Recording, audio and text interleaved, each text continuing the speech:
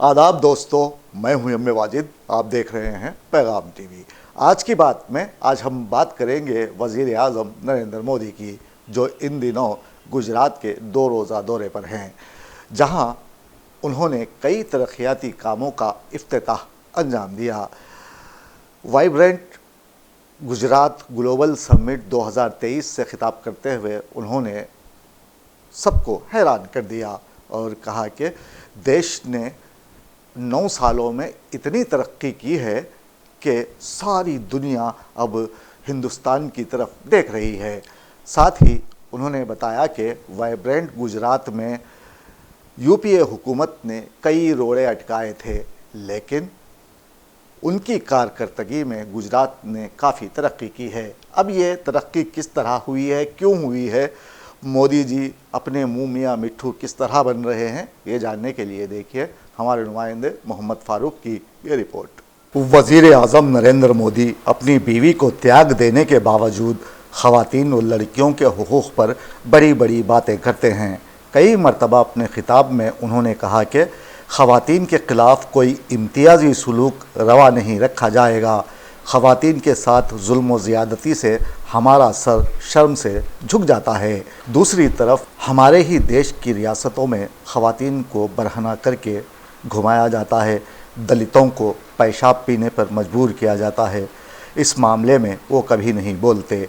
ताहम पीएम मोदी जी ने आज वाइब्रेंट गुजरात ग्लोबल समिट का इफ्तिताह किया, जिसका आगाज़ ख़ुद उन्होंने 2003 में किया था, जबकि वो रियासत के वज़ीर आला थे, जिसका मकसद गुजरात को सनत और तिजारत के आलमी नक्शे पर उभारना था।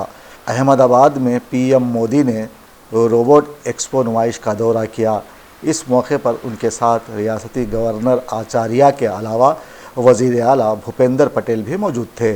इस साल के आलमी सरबराही इजलास में सनती अंजुमनों, नौजवान कारोबारी अफराद, सनत व तिजारत के शोबे से ताल्लुक़ रखने वाली मुमताज़ शख्सियात और दीगर अफराद ने रोबोट एक्सपो का मुशाहिदा किया।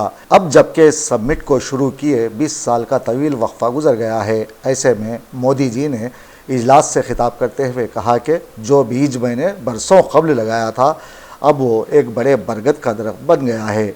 वाइब्रेंट गुजरात सिर्फ एक ब्रांडिंग इवेंट नहीं है, बल्कि एक फैमिली इवेंट है। अब जिसकी यहाँ फैमिली नहीं होती, वो हमेशा ख़ानदान की बात करता है। मोदी जी का खिताब बड़ा दिलचस्प होता है। कभी कभी वो ऐसी बात कह जाते हैं जो किसी की समझ में नहीं आती। माहिरीन तो यहाँ तक कहते हैं कि मोदी जी को ख़ुद पता नहीं होता कि वो क्या कहना चाह रहे हैं। इस इजलास में उन्होंने यूपीए को निशाना बनाते हुए कहा कि जब मैं गुजरात का वज़ीर आला था, उस दौर में यूपीए हुकूमत से मुझे कोई ताउन नहीं मिला था। उल्टा गुजरात की तरक्की में यूपीए सरकार ने रुकावटें खड़ी कर दी थीं।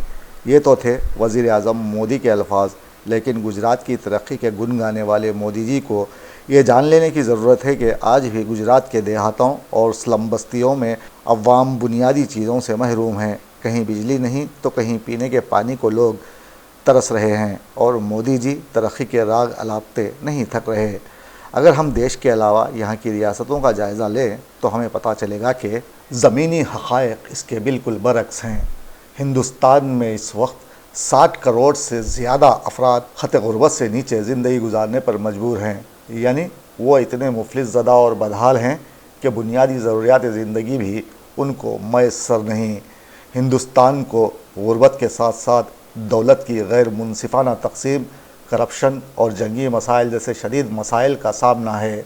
देश में राइज तबक़ाती निज़ाम में जिसे ख़ानदानी या सियासी हैसियत हासिल है, वही अमीर बनता है। निचले और मुतवस्सित तबके से ताल्लुक़ रखने वाले कभी तरक्की नहीं कर सकते। शाहाना ज़िंदगी बसर करने वाले रोज़ाना लाखों करोड़ों अपने खाने पीने और सैर व तफरीह पर ख़र्च कर डालते हैं, और मज़कूरा सूरत हाल का मनफी पहलू यह है कि इस तबक़ाती तक़सीम की वजह से जराइम की शरह में बतदरीज इजाफ़ा होता जा रहा है। रिश्वत, बदउनवानी, धोखा, फ्रॉड और करप्शन हिंदुस्तानी माशरे की रग रग में शामिल है, जिसकी मिसाल ये पेश की जा सकती है कि एक आम हिंदुस्तानी को सरकारी मुलाजिमत हासिल करने के लिए कदम कदम पर रिश्वत देना पड़ती है। ایسے میں مودی جی کہتے ہیں کہ دیش ترقی کر رہا ہے۔ اب یہ کیسی ترقی ہے یہ وہی بتا سکتے ہیں۔